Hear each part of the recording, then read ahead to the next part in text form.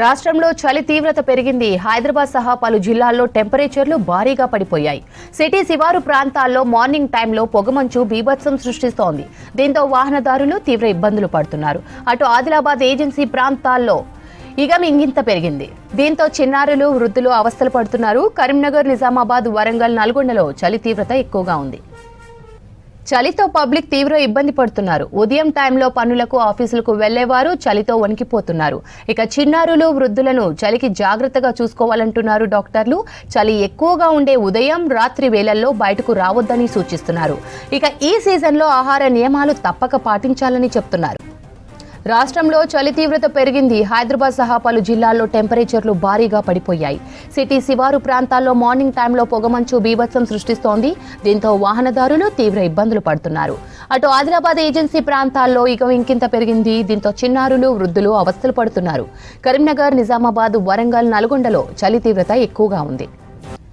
చలితో public తీవ్ర ఇబ్బంది పడుతున్నారు. ఉదయం టైంలో పనులకు, ఆఫీసులకు వెళ్లేవారు చలితో వణికిపోతున్నారు. చిన్నారులు, వృద్ధులను చలికి జాగ్రత్తగా చూసుకోవాలంటున్నారు డాక్టర్లు.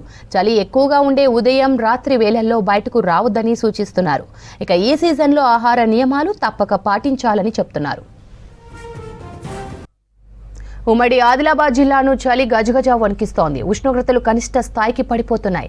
గత 5 రోజులుగా జిల్లాలో రికార్డు స్థాయిలో కనిష్ట ఉష్ణోగ్రతలు నమోదవుతున్నాయి. నిన్న ఆసిఫాబాద్ జిల్లాలో 9 డిగ్రీల కనిష్ట ఉష్ణోగ్రతలు నమోదయ్యాయి. దీంతో ప్రజలు, వాహనదారులు తీవ్ర ఇబ్బందులు పడుతున్నారు.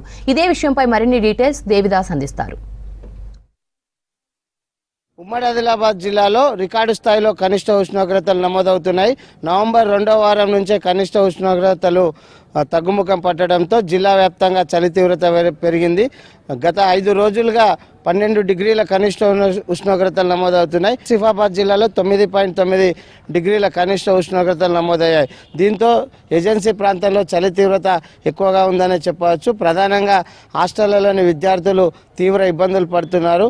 చన్నీళ్ళ స్నానం చేయడంతో పాటు చలి తీవ్రత పెరగడంతో దుప్పట్లు కూడా లేకపోవడంతో చిన్నపిల్లలైతే ఇబ్బందులు పడుతున్న పరిస్థితి ఉంది. గత 5 రోజులుగా చలి తీవ్రత పెరగడంతో దీర్ఘకాలిక శ్వాసకోశ వ్యాధులు ఉన్న వృద్ధులు, వ్యాధిగ్రస్తులు తీవ్ర అవస్థలు పడుతున్న పరిస్థితి కనిపిస్తుంది. ప్రస్తుతం మనం ఆదిలాబాద్ జిల్లా కేంద్రంలో వాకింగ్ ప్లేస్లో ఉన్నాము. ఇక్కడ కొంతమంది ఉన్నారు స్థానికులు. అలా చెప్పండి, ఈ చలి తీవ్రత ఎట్లా ఉంది జిల్లాలో? 4 రోజుల నుండి చాలా తీవ్రంగా ఉన్నది. దయచేసి పెద్దవాళ్ళు 50 సంవత్సరాలు 60 సంవత్సరాలు ఉన్నవాళ్ళు సూర్యోదయం తర్వాతనే వాకింగ్ రావాలని వాళ్ళకు విజ్ఞప్తి చేస్తున్నాను ఈ సందర్భంగా. ఎందుకంటే ఆరోగ్యమే మహాభాగ్యం, వాకింగ్ కూడా మస్తు. కానీ ఇంత తీవ్రమైన చలిలో బయటకు వస్తే శ్వాసకోశ సంబంధించిన వ్యాధులతో వారికి అనారోగ్య పాలవుతారని, ఎండ వచ్చిన తర్వాతనే వాకింగ్ రావాలని వాకర్స్తో విజ్ఞప్తి చేస్తున్నాను. ఈసారి నవంబర్ చివరి వారంలోనే 9.9 డిగ్రీల ఉష్ణోగ్రతల మధ్య ఎట్లా చూస్తారు దీన్ని? చాలా రాబోయే రోజుల్లో అయితే గడ్డు కాలం అనుకుంటున్నా. ఎందుకంటే ఆదిలోనే ఇంత తీవ్రమైన చలి ఉన్నది. రాబోయే డిసెంబర్లో ఇంకెంత ఉంటుందో అని, అసలు చలి 5 డిగ్రీలకు పడిపోతుందా అన్నట్టుగా ఉన్నది. మరో కాశ్మీర్ను తలపిస్తుంది ఆదిలాబాద్ జిల్లా. చాలా తీవ్రంగా ఉంది చలి. మేము నిన్న 5 రోజుల క్రితం మామూలుగా వచ్చేవాళ్ళం. ఈరోజు స్వెట్టర్లు అని ఇవన్నీ వేసుకుంటే కానీ కుదరటం లేదు. ముఖ్యంగా అయితే శ్వాసకోశ వ్యాధిగ్రస్తులైతే ఆఫ్టర్ 7 తర్వాతనే వాకింగ్ రావాలని నా విన్నపం.